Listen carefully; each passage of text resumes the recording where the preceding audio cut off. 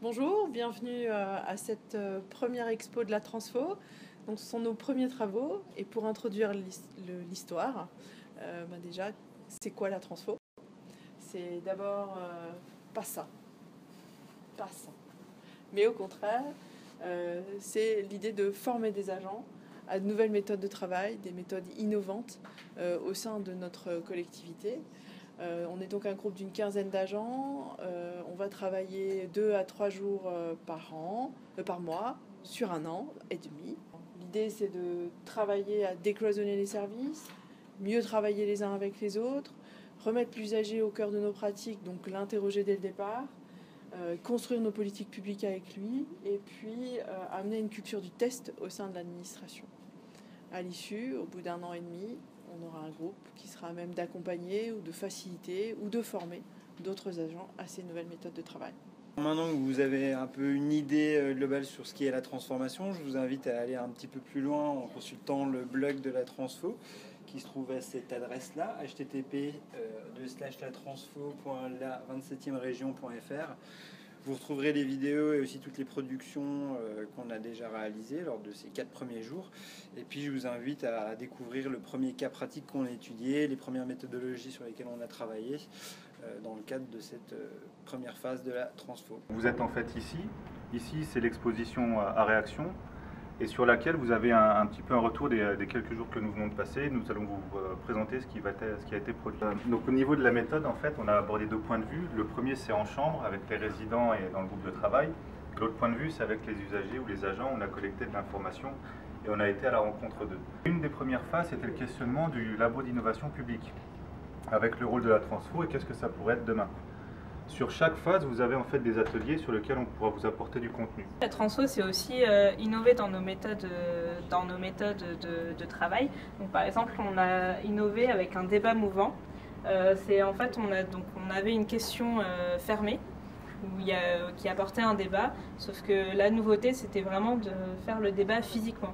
Donc, on allait d'un coin ou d'un autre de la pièce et on faisait vraiment le débat. Et en fait, au fur et à mesure du débat, on pouvait aussi changer d'avis. Donc, ce qui était plutôt intéressant vu que c'était vraiment physique et comme ça, on pouvait voir les avis des gens diverger. La deuxième phase, ça a été le cadrage du cas pratique.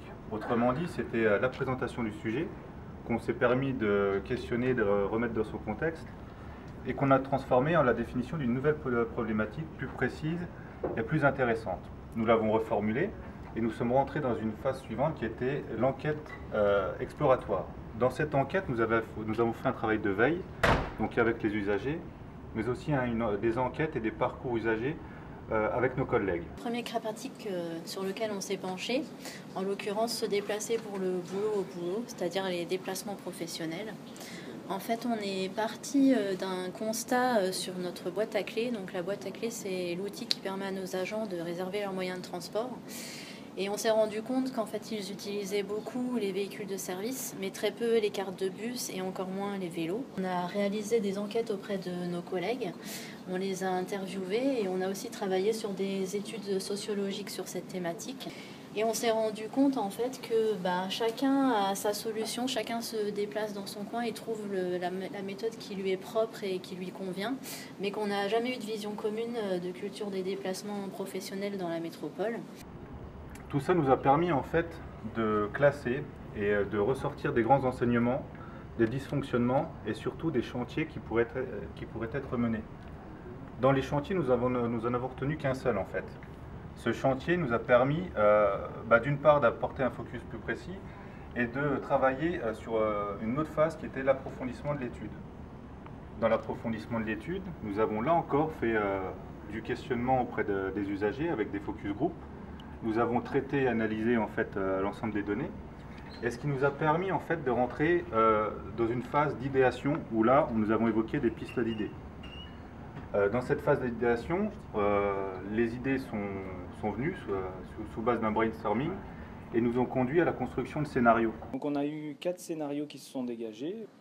Donc le bureau volant, le principe, c'est de mettre à disposition un espace de coworking dans des mairies annexes qui permettent aux agents qui ont besoin pour des raisons diverses, réunions, présentations auprès des mairies, rendez-vous avec les citoyens, de pouvoir se rendre sur place et éventuellement bénéficier d'un équipement qui leur permet de continuer de travailler si jamais la réunion s'est écourtée, si le rendez-vous est annulé ou si un deuxième rendez-vous s'enchaîne et qu'on n'a pas possibilité ou ni le temps ni les moyens de rentrer à son bureau personnel pour pouvoir travailler. Cet espace pourrait également servir pour les agents qui, pour un souci personnel, une personne qui est malade par exemple, ont besoin de rester à proximité de chez eux pour pouvoir travailler.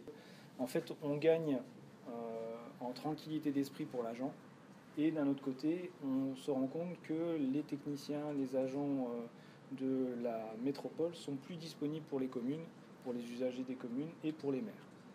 Voilà, on est arrivé à la fin de l'exposition avec les 4 zones qui ont été testées par nos visiteurs et on a donc en fin d'expo invité les visiteurs à exprimer leurs idées, leurs remarques par rapport à ce cas pratiqué, par rapport à la démarche de la Transfo, qu'on a synthétisé sur un espèce de tableau verbatim avec les avis de chacun sur qu'est-ce qu'ils ont pensé à la fois des scénarios proposés dans le cadre du cas pratique, mais également sur la démarche globale de transformation au sein de l'administration, pour lequel un enthousiasme est déjà là.